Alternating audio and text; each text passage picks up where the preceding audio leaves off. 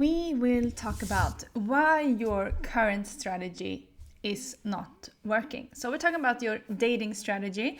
And if you're listening to this video, I'm sure you have been dating a lot of people and you have found yourself in a relationship with yet another toxic person or emotionally unavailable person. And you might be asking yourself, how can this be happening? What am I doing wrong? How can I end up with the same type of person over and over and over again?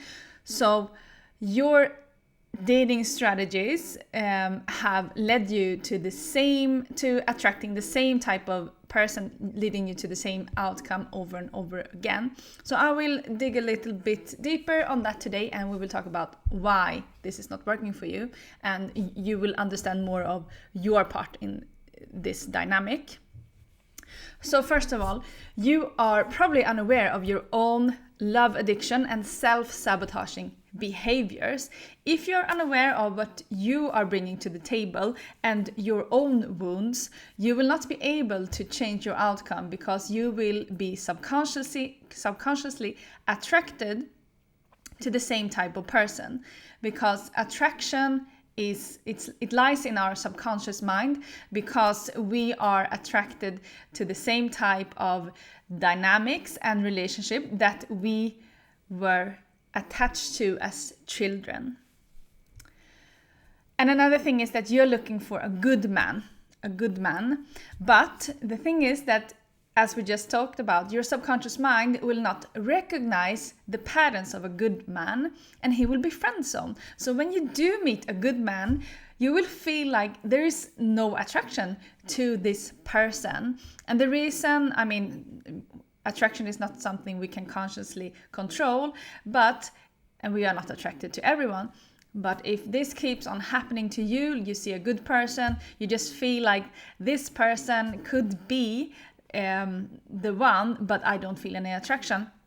It's probably because your subconscious mind doesn't recognize these patterns, and they will not fall into the category of being a possible romantic partner for you. If you would find a good man and start a relationship with that person, a good man meaning that they have a secure attachment, so meaning they are stable and they will not trigger your insecurities on a constant basis, because they have been brought up believing that their thoughts and feelings matter. So they don't have these core wounds that we are struggling with when we are attracted to toxic persons.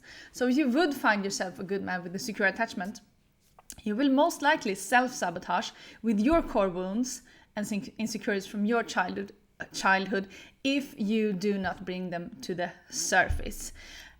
So if you're unaware of your own wounds and how to deal with them, they will continuously sabotage your relationships, and you will self-sabotage. And I will give you an example of that. Specifically, what is most common for codependent persons and people attracted to toxic relationships is to be attracted, is to fear abandonment and rejection ultimately.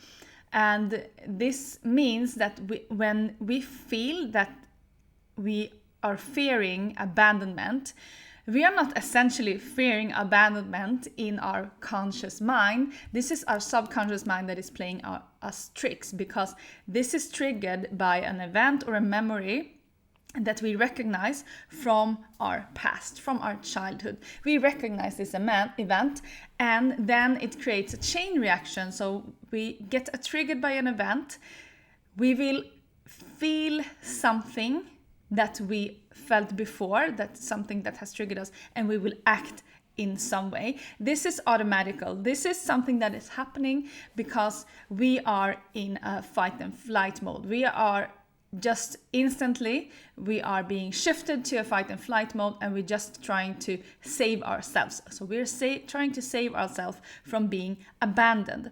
And this is often triggered when let's say that your partner says that they are going to come home at a specific time.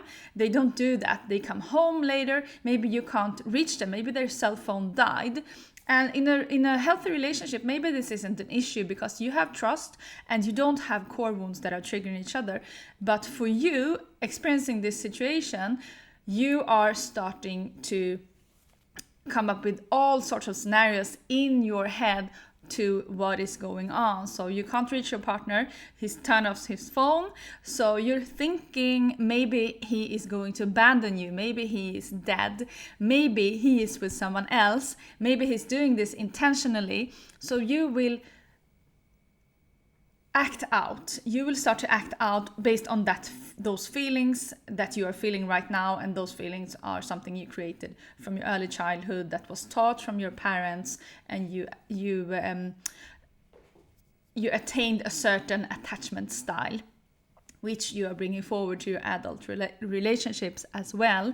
And this is how you could self-sabotage. If you find a good man, you will still have these wounds triggering you. So normal situations can trigger you, and you can start to act irrational because you're put in fight or flight mode, and all you want to do is trying to save yourself from being abandoned, when in reality this is not a problem because you're an adult. If you would be abandoned, or if your partner would leave you, you wouldn't die, which you would have done if you were a kid, if your parents would have disappeared.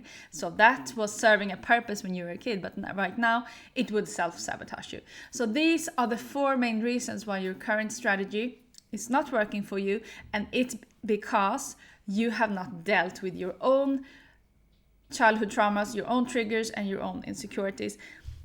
So in order to heal your core wounds, you need to remove the part in you that resonates with the love addiction. And it's not until then that you will be able to really form a healthy relationship with a partner that has a more secure attachment style, because you would essentially want to be with someone that is secure and that is not triggering you on a constant basis.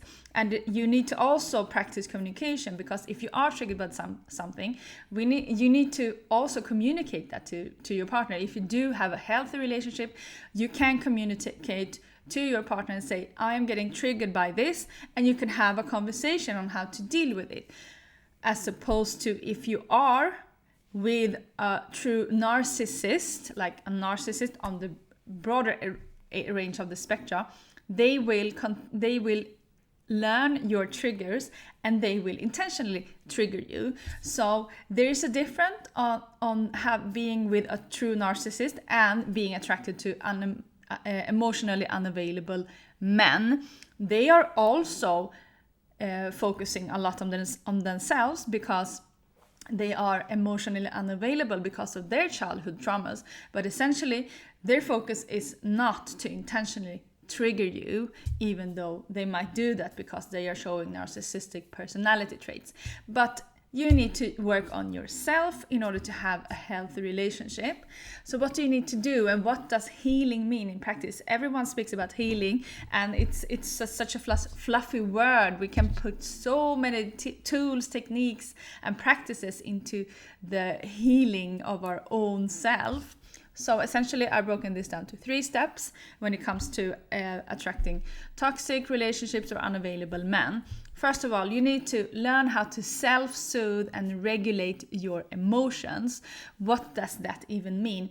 It means that when you are put in a fight or flight state, when you're triggered by a past memory, you will be the chain reaction will start in your body, and you will depend on your partner to soothe you, because you have not learned how to self-soothe your emotions. This is when love addiction comes in. This is a big part of the love addiction. You cannot soothe your own feelings, so you expect for your partner to soothe them, and you cannot demand and crave and long for them to come back to you if they have withdrawn. So you just want them. The only thing you want is for them to come back and soothe your pain that you are currently experiencing. So you need to learn how to handle your own emotions and not depend on another partner to do that.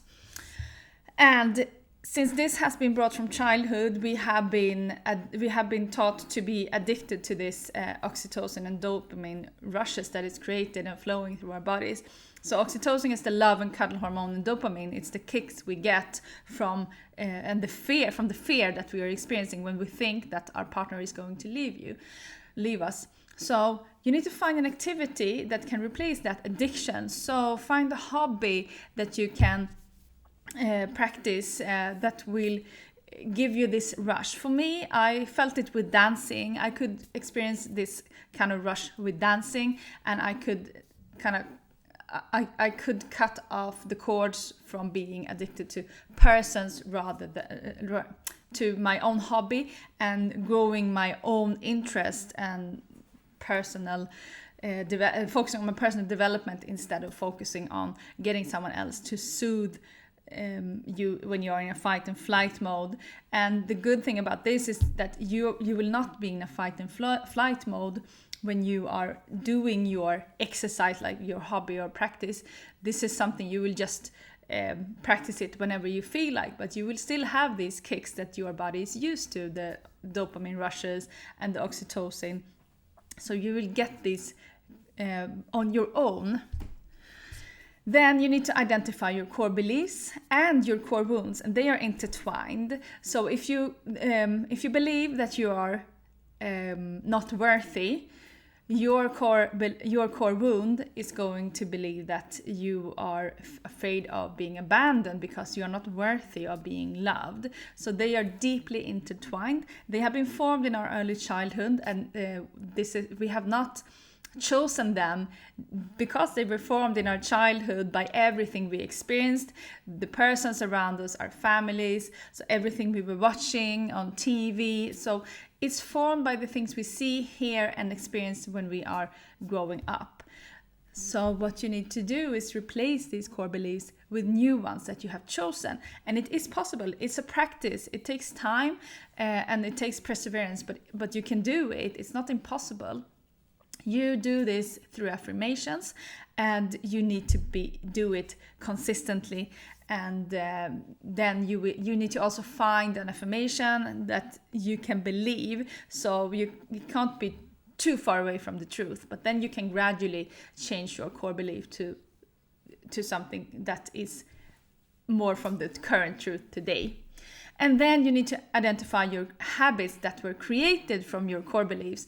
So because of the core beliefs that you were thinking, this is the automation that happens in the body. You're thinking something based on your core beliefs, and you are triggered by a feeling, and this feeling makes you act out, makes you do something. And this thing that you are doing, it becomes a habit. You don't even think about it because your brain is taking over your body when these automation processes is taking time. So you need to find out which habits are connected to your fight and flight, the automation that is going on in your body, and you need to change them as well. So replace them with habits that are serving you. Oh, sorry, I can see that are not serving you. That's not what you want to do. You want to replace them with habits that are serving you, that will serve you better for the future. So that is my 1, 2, 3 steps for doing your healing and starting to attract healthy relationships. So it sounds a bit woo-woo, so to say. Start attracting a healthy relationship, start attracting a healthy person, but it all comes down to you and what attracts you on a subconscious level. And you need to change that. You need to remove the toxicity from you. You need to remove the patterns that you are acting out on. And this is when you really can start to heal. And this is when you also will find interest in persons that are not triggering you that in the same way that you used to. You will also stop being triggered when you put this into practice.